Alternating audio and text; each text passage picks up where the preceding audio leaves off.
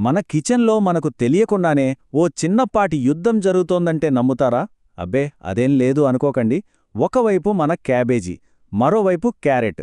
ఈ రెండిట్లో అసలు సిసలైన సూపర్ ఫుడ్ ఏది? మనందరికీ బాగా తెలిసిన ఈ కూరగాయల వెనక ఉన్న కొన్ని ఆశ్చర్యకరమైన నిజాలేంటో ఈరోజు చూసేద్దాం. సరే, మన ప్లేట్లో చోటు కోసం పోటీ పడుతున్న ఈ ఇద్దరిని ఓసారి చూద్దాం. చూడ్డానికి చాలా సింపుల్గా కనిపిస్తాయి కదా, కానీ ఈ రెండిట్లోనూ మనం ఊహించని పవర్స్ దాగి ఉన్నాయి. మరి ఈ ఫైట్లో ఎవరు గెలుస్తారో చూడాలి.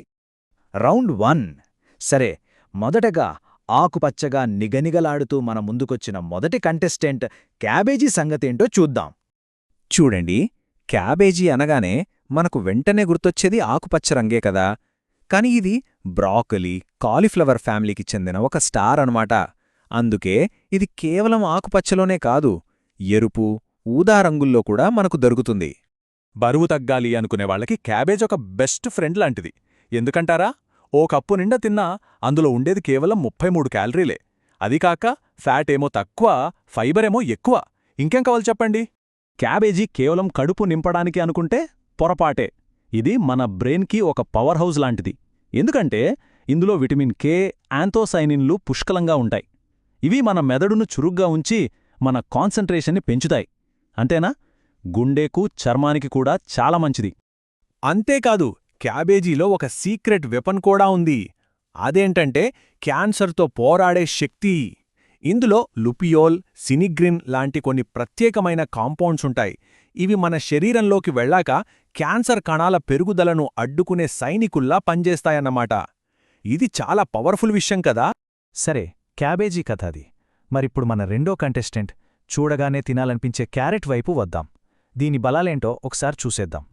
ఇక్కడొక ఇంట్రెస్టింగ్ విషయం ఏంటంటే, క్యారెట్కి ఆ పేరు ఎలా వచ్చిందో తెలుసా? దాని సూపర్ పవర్ అయిన బీటా కెరోటిన్ నుంచే.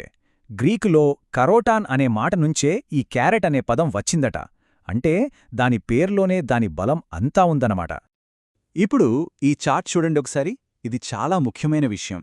క్యారెట్లలో ఉండే ఆ బీటా కెరటిన్ ఉంది కదా, అది ఊపిరితిత్తుల క్యాన్సర్ వచ్చే ప్రమాదాన్ని ఏకంగా 40% వరకు తగ్గించగలదని రీసెర్చ్లో తేలింది. చూడండి, ఇది క్యారెట్ సాధించిన అతిపెద్ద విజయాల్లో ఒకటి అని చెప్పొచ్చు. క్యారెట్లు తింటే కంటికి మంచిది అని మన పెద్దవాళ్లు చెబుతూనే ఉంటారు కదా, అది నిజమే. కాని వాటి పవర్ అక్కడితో అయిపోలేదు. మన స్కిన్ని హెల్దీగా, గ్లోయింగ్గా ఉంచడంలో, మన ఇమ్యూన్ సిస్టమ్ని బలంగా మార్చడంలో కూడా క్యారెట్లు చాలా హెల్ప్ చేస్తాయి. ఇంకో ముఖ్యమైన విషయం ఏంటంటే, క్యారెట్లు మన గుండెకు కూడా చాలా మంచివి. వీటిలో ఉండే కొన్ని ప్రత్యేకమైన ఫైబర్లు మన శరీరంలో చెడు కొలెస్ట్రాల్ను తగ్గించడానికి సాయపడతాయి. దాంతో మన గుండె ఆరోగ్యంగా, భద్రంగా ఉంటుంది. సరే, ఇప్పటిదాకా చూస్తే రెండూ సూపర్ అనే అనిపిస్తోంది కదా, రెండూ విజేతలే అనిపిస్తోంది. కాని ఆగండి, కథలో ఇక్కడొక చిన్న ట్విస్ట్ ఉంది. ఏదైనా మంచిదే కదా అని మరీ ఎక్కువగా తింటే ఏమవుతుంది? అవును, ఎంత ఆరోగ్యకరమైన ఆహారమైనా సరే దేనికైనా ఒక లిమిట్ అనేది ఉంటుంది. మరి ఆ లిమిట్ దాటితే ఈ మంచి కూరగాయలు కూడా మనకు ఇబ్బందులు తెచ్చిపెడతాయా? వాటివల్ల కలిగే ఇబ్బందులేంటో చూద్దాం రండి. ఇక్కడే ఉంది అసలైన పాయింట్, అదే బ్యాలెన్స్. చూసారుగా, క్యాబేజీని మరీ ఎక్కువగా తింటే జీర్ణ సమస్యలు రావచ్చు. అలాగే క్యారెట్లను అతిగా తింటే కొన్నిసార్లు స్కిన్ కలర్ మారడం లాంటివి కూడా జరగొచ్చు. అందుకే అంటారు గదా, మోతాదు మించితే అమృతం కూడా విషమవుతుందని.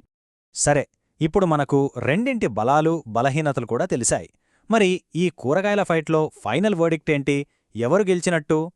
అయితే ఇక్కడ అసలు విషయం ఒకదాన్ని విన్నర్గా ప్రకటించడం, ఇంకోదాన్ని ఓడించడం కాదు. అసలైన గెలుపు ఏంటంటే ఈ రెండింటి ప్రత్యేక శక్తులను అర్థం చేసుకోవడం, వాటిని మన డైట్లో తెలివిగా చేర్చుకోవడం. ఒకటి కాదు, రెండూ కలిస్తేనే మనకు అసలైన ఆరోగ్యం. అందుకే మన ప్లేట్లో ఒక విన్నర్ని కాదు, ఒక విన్నింగ్ టీంని తయారు చేసుకోవాలి. అటు క్యాబేజీ, ఇటు క్యారెట్ రెండింటినీ మన డైట్లో భాగం చేసుకోవాలి. మరి ఈ కొత్త విషయాలు తెలుసుకున్న తర్వాత మీరు వండబోయే నెక్స్ట్ డిష్ ఏంటి? ఆలోచించండి.